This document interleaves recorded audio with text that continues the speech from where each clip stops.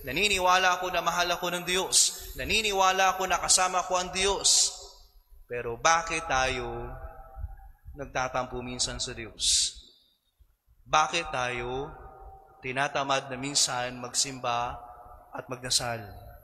Bakit tayo nagagalit sa Diyos?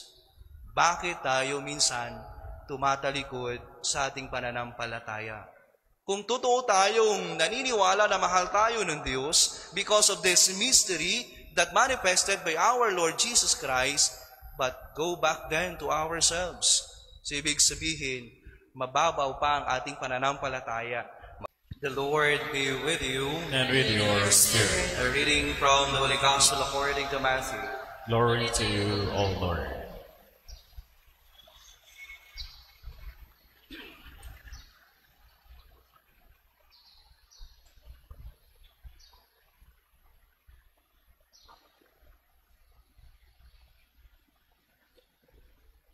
The 11 disciples went to Galilee, to the mountain to which Jesus had ordered them. When they all saw him, they worshipped, but they doubted. Then Jesus approached and said to them, All power in heaven and on earth has been given to me. Go therefore and make disciples of all nations, baptizing them in the name of the Father, and of the Son, and of the Holy Spirit, teaching them to observe all that I commanded you. And behold, I am with you always until the end of the age. Brothers and sisters, the Gospel of the Lord. Praise to you, Lord Jesus Christ.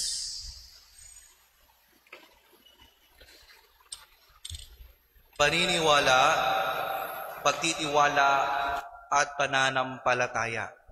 Ang pagdiriwang natin sa linggong ito ng banal na Santatlo or the Holy Trinity or Holy Trinity Sunday that we will celebrate today. That is the three words that speaks to us right now. Ang ating paniniwala, ang ating pagtitiwala, at ang ating pananampalataya. Why? Because this celebration, it speaks about our own faith, ang ating tunay na pananampalataya, na tayo'y naniniwala sa ating pananampalataya at tayo'y nagtitiwala sa ating pananampalataya at tayo ay nananampalataya. This Holy Trinity Sunday and this dogma is a mystery, kung baga, mahirap intindihin. Bakit? Dahil we have the God the Father, God the Son, and God the Holy Spirit. The Father is God, the Son is God, and the Holy Spirit is God. But we believe in one God in three persons. Dahil ito ang ating paniniwala, ito ang ating pagtitiwala at ang ating pananampalataya. Mahirap intindihin, di ba? Iisang Diyos sa tatlong persona. Pero hindi sila tatlong Diyos. Iisang Diyos lamang na kung saan ang Diyos Ama, ang Diyos Anak, at ang Diyos Espiritu Santo. Mahirap intindihin, pero this is the mystery that God given to us. And what is this mystery? This is the mystery of love, ang pagmamahal ng Diyos. Paano pinakita, paano sinabi, or paano ipinagmukha sa ating lahat na mahal tayo ng Diyos sa pamamagitan ni Jesucristo, na siya ay naging tao, bumaba dito sa mundo, ipakilala kung sino ang Diyos, ipinagmukha sa atin kung anong mukha ng Diyos, at ipinakita sa atin kung anong ginawa ng Diyos dahil sa pagmamahal para po sa ating lahat. Kaya mga kapatid, simple lamang po ang paanyaya ng Diyos para po sa ating lahat. Kung totoo tayong nagmamahal sa Diyos, at kung totoo tayo o naniniwala tayo na mahal tayo ng Diyos, then huwag po nating ikahiya yung ating pananampalataya. Bakit? Kailangan natin maging proud in proclaiming this faith, kung saan tayo nagdadasal ng glory to the Father and to the Son and to the Holy Spirit.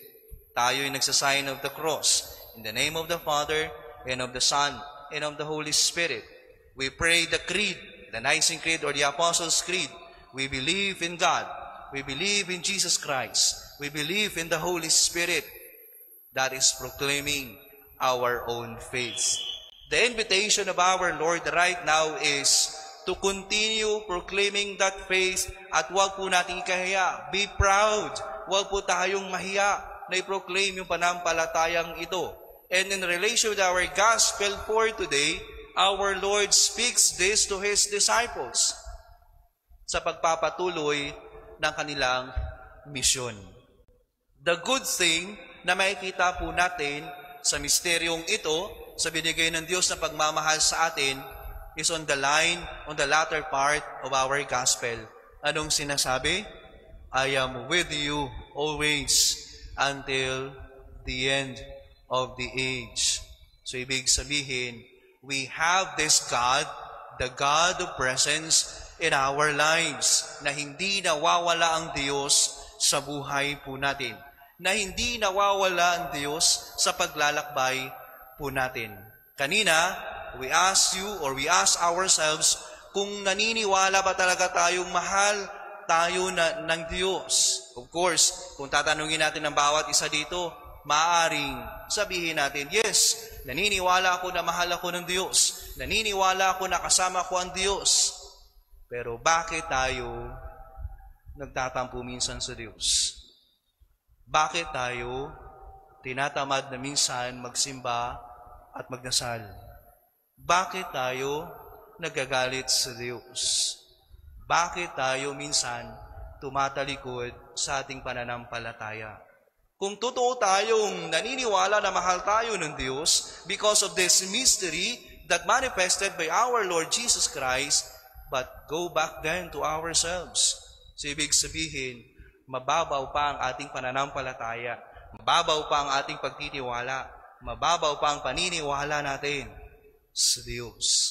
Kaya this celebration is a motivation.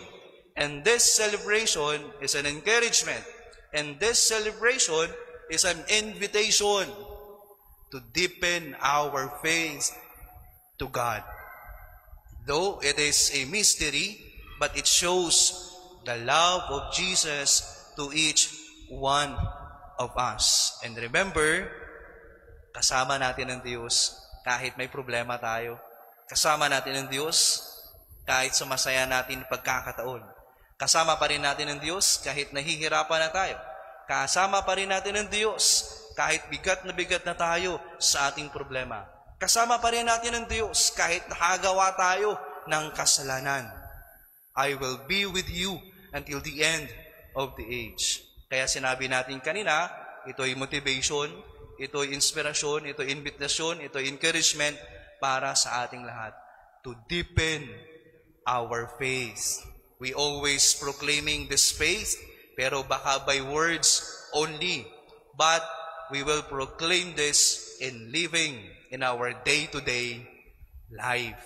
Ang ating pananampalataya, that we proclaim, that we believe in the God the Father, God the Son, and God the Holy Spirit. Dahil yun ang tunay na pagmamahal ng Diyos sa bawat isa sa atin. Maaaring iwan tayo ng kaibigan natin. Maaaring iwan tayo ng kapitbahay natin. Maaaring iwan tayo ng pamilya po natin. But the God, the Father, and the Son, and the Holy Spirit will remain in our lives. Sasamahan pa rin tayo sa ating paglalakbay. My dear brothers and sisters, this mystery, the Holy Trinity Sunday, again, speaks to us to deepen our faith to God because God loves us so much. Please stand.